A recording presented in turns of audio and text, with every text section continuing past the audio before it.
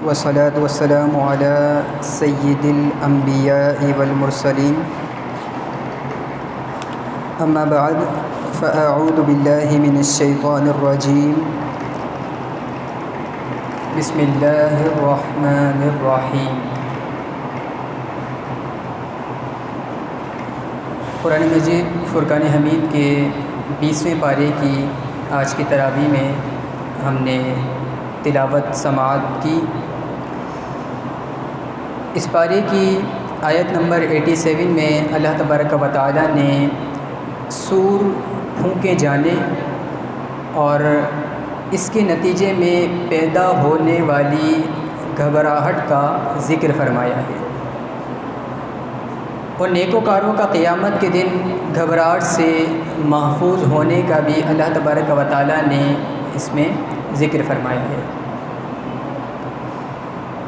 ایک سور پھونکا جائے گا قیامت سے پہلے حضرت اسرافیل علیہ السلام سور پھونکیں گے۔ ایک ایسی آواز حضرت اسرافیل علیہ السلام نکالیں گے کہ جس سے تمام انسان، چرند پرند، یعنی جتنی بھی مخلوقات ہیں وہ سب ہلاک ہو جائیں گی، مر جائیں گی۔ پھر وہ دوبارہ سے ایک آواز نکالیں گے تو اللہ تبارک و تعالیٰ کے حکم سے جو بھی چیز مر چکی تھی وہ دوبارہ زندہ ہو جائے گی۔ اس کو سور پھونکنا کہتے ہیں۔ اس سے پھر آگے اس سورت کی آیت نمبر 44 میں ارشاد فرمایا کہ اگر تمہیں اس کتاب میں یعنی قرآن مجید میں شک ہو تو تم اس سے زیادہ ہدایت والی کتاب اللہ کے پاس سے لے کر آ جاؤ۔ اور سرکار دو عالم صلی اللہ علیہ وآلہ وسلم کو پھر دوبارہ تسلی دیتے ہوئے ارشاد فرمایا کہ یہ لوگ آپ کی پیروی نہیں کرتے کیونکہ یہ لوگ اپنی خواہشات کی پیروی کرتے ہیں۔ پھر آیت نمبر 76 سے قارون کا ذکر فرمایا۔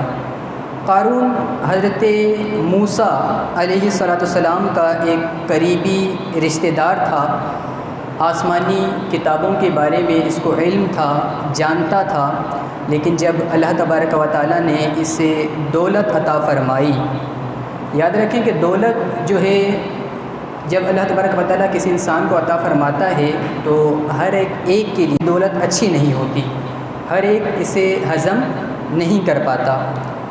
ایک حدیث پاک میں ہے کہ نبی کریم صلی اللہ علیہ وآلہ وسلم نے ارشاد فرمایا کہ اللہ تبارک و تعالیٰ کچھ لوگوں کو دولت دے دے تو وہ سرکش ہو جائیں، تو دولت ہر ایک کے لیے اچھی نہیں ہوتی۔ تو کہتے ہیں کہ قارون کو اللہ تبارک و تعالیٰ نے دولت سے نوازا، اور یہ کہا جاتا ہے کہ اس کے پاس اتنی دولت تھی کہ اس کا پورا ایک لشکر، قافلہ اس کے خزانوں کی چابیاں اٹھائے پھرتا تھا۔ تو حضرت موسیٰ علیہ السلام نے قارون سے کہا کہ زکوٰۃ دو، تو کہنے لگا کہ آپ کی تو میرے مال پہ نظر آ گئی ہے۔ حضرت موسیٰ علیہ السلام نے کہا کہ اللہ تبارک و تعالیٰ نے تجھے مال دیا ہے تو اللہ کی راہ میں خرچ کر۔ تو کہنے لگا کہ آپ کی تو میرے مال پہ نظر آ گئی ہے۔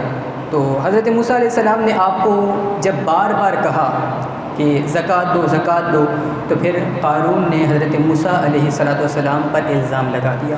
ایک عورت کو اس نے تیار کیا اور لا کے حضرت موسیٰ علیہ السلام کے سامنے کھڑا کر دیا۔ تو کہتے ہیں کہ حضرت موسیٰ علیہ السلام نے جب اس کو دیکھا تو آپ جلال میں تشریف لائے تو وہ کانپ اٹھی اور آپ نے کہا کہ تجھے اللہ کی عزت کی قسم ہے، سچ سچ بتا معاملہ کیا ہے۔ تو وہ کہتی ہے کہ میں حضرت موسیٰ کلیم اللہ کے سامنے کس طرح کھڑی ہو سکتی ہوں، مجھے اس شخص نے پیسے دے کر تیار کیا ہے اور اس نے مجھے بڑی تکلیف دی ہے۔ جب یہ حضرت موسیٰ علیہ السلام نے بات سنی تو آپ بڑے روئے، بڑی آپ کو تکلیف ہوئی۔ اپنے اس قارون جو رشتہ دار تھا کہنے لگے کہ تو سب کچھ کر لیتا لیکن میرے سفید جو چادر تھی اس پہ دھبا لگانے کی کوشش تو نہ کرتا۔ تو کچھ لوگ آج بڑی تکلیف دیتے ہیں، بڑی درد اور کیفیت کی باتیں کر رہے ہوتے ہیں اور ایسی باتیں کرتے ہیں کہ جن کا کوئی وجود نہیں ہوتا۔ تو کہتے ہیں کہ حضرت موسیٰ علیہ السلام نے جب یہ بات سنی تو آپ رو پڑے اور آپ نے کہا کہ اللہ اسے سزا دے، تو اللہ تبارک و تعالیٰ نے اسے اسی وقت اس کے خزانے سمیت زمین میں دھنسا دیا اور وہ پورا کا پورا اپنے لشکر سمیت اپنے خزانے سمیت زمین میں غرق ہو گیا۔ پھر اس سے آگے آیت نمبر 83 میں اللہ تبارک و تعالیٰ نے فرمایا کہ یہ آخرت کا گھر ہے، ہم ان کے لیے یہ گھر مقدر کرتے ہیں جو زمین میں نہ تو تکبر کرتے ہیں اور نہ فساد پھیلاتے ہیں، اچھا انجام صرف پرہیزگاروں کے لیے ہوتا ہے۔ پھر اس سے اگلی آیت کا مفہوم یہ ہے کہ ہر نیک بندہ جو ہے وہ اچھے عمل کرے گا تو اچھے عمل کی اس کو جزا ملے گی، اور اگر برے عمل کرے گا تو برے عمل کی اس کو سزا بھی ملے گی۔ اس سے آگے پھر سورہ عنکبوت شروع ہو جاتی ہے۔ اس سورت کی آیت نمبر 8 میں ارشاد فرمایا کہ اپنے ماں باپ کے ساتھ نیک سلوک کرو اور ان کی اطاعت کی حدود بھی مقرر کر لو۔ 3-4 دن پہلے بھی یہ آیت مبارکہ اسی طرح گزری تھی کہ اپنے ماں باپ کو جھڑکو نہیں، ان کے لیے عاجزی کے بازو بچھا دو۔ تو اس آیت میں ایک انوکھے اور الگ طریقے سے یہ بات ارشاد فرمائی گئی ہے کہ اپنے والدین کے ساتھ نیک سلوک کرو اور اطاعت کرتے وقت ان کی حدود جو ہیں وہ مقرر کر لو۔ فرمایا کہ اگر وہ تمہیں شرک پر مائل کریں تو گناہ کے کاموں میں اپنے ماں باپ کی اطاعت نہ کرو، یعنی غیر شرعی حکم دیں تو پھر اپنے ماں باپ کی بات نہیں ماننی۔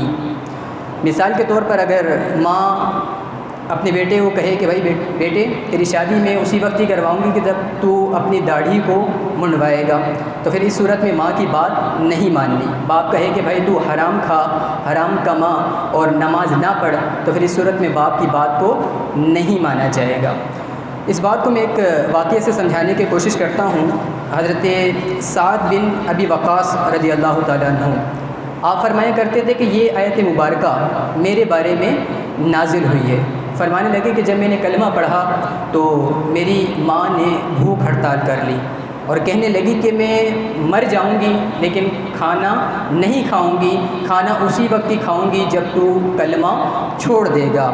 کہتی ہیں کہ میں سارے زمانہ کو بتاؤں گی اور سارا زمانہ تجھے یہ کہتا رہے گا کہ یہ جا رہا ہے ماں کا قاتل، وہ لوگوں دیکھ لو یہ جا رہا ہے ماں کا قاتل، بار بار تجھے لوگ یہی کہتے پھریں گے، تو میں اسی دن ہی کھانا کھاؤں گی جب تو کلمہ پڑھنا چھوڑ دے گا۔